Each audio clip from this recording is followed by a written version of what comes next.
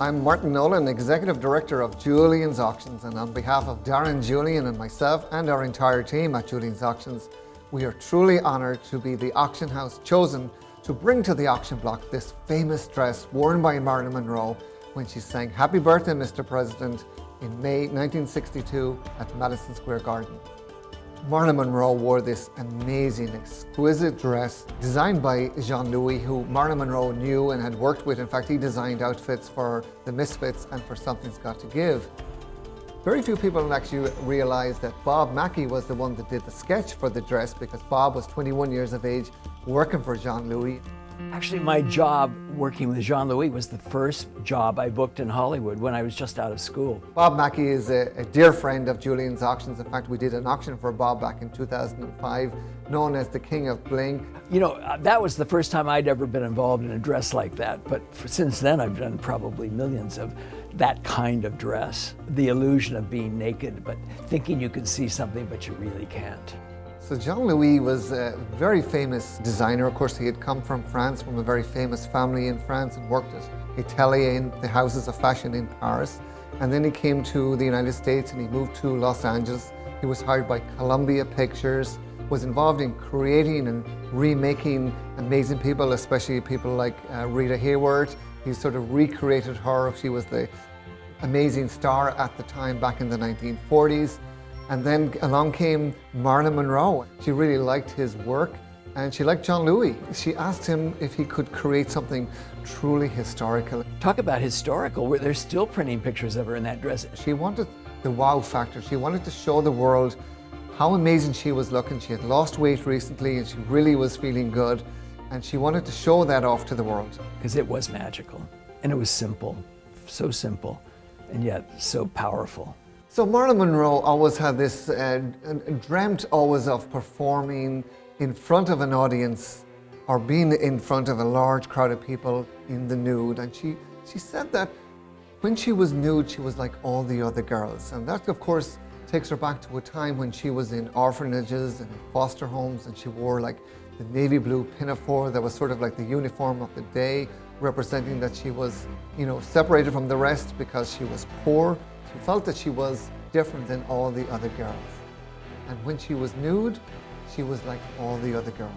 Jean-Louis created this amazing gown, which gave the illusion that in fact that Marilyn was in fact wearing nothing at all, except it was bedazzled in over 2,500 crystals.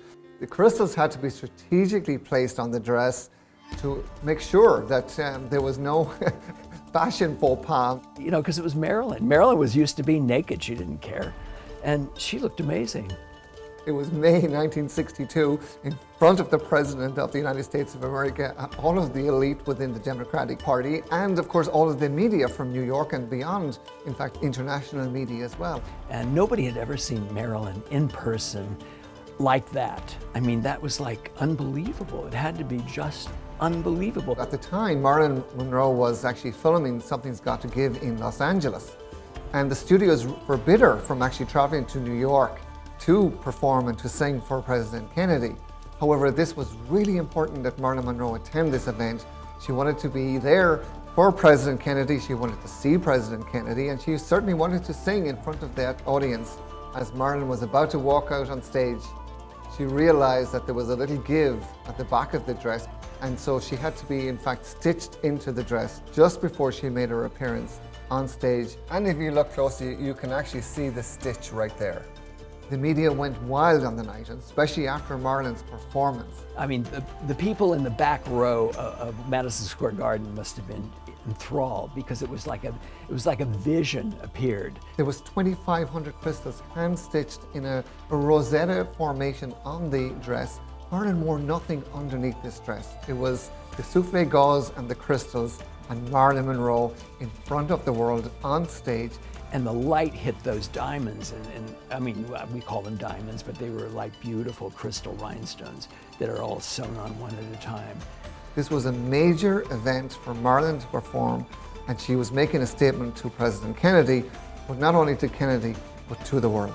And how they ever got that dress done in the amount of time they had, it was a miracle, because in Hollywood that would take weeks and weeks and weeks.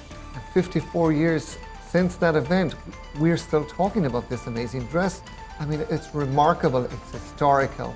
It's truly an amazing object. In fact, it's a piece of art. I would even go as far as to describe this as a masterpiece. Marilyn returned to Los Angeles on May 20th, but we have to wonder, like, if she didn't get on that plane and she didn't wear that dress, and if Marilyn did not sing happy birthday to President Kennedy that night, would we still be talking about her? Would she still be this amazing icon 54 years since she passed away on August 5th, 1962? This dress and this, in fact, this moment in time is one of the reasons why Marilyn Monroe remains one of the greatest inspirations to contemporary artists today. This performance of Marilyn Monroe at Madison Square Garden was probably one of the last public appearances that Marilyn Monroe ever did. It had to be amazing in Madison Square Garden, because you can't do a better dress than that for Marilyn Monroe to wear. It was the perfect gown. This is going to be one of the greatest auctions we have ever done at Julien's. In fact, one of the greatest auctions ever. So the dress and the Marilyn Monroe items will go on display at Mana Contemporary Cultural Centre in Jersey City, New Jersey, just across the Hudson. From there, the items will travel to Ireland, to the Museum of Style Icons at Newbridge in County Kildare, Ireland. The items will then return to Julien's Auctions Gallery in Los Angeles,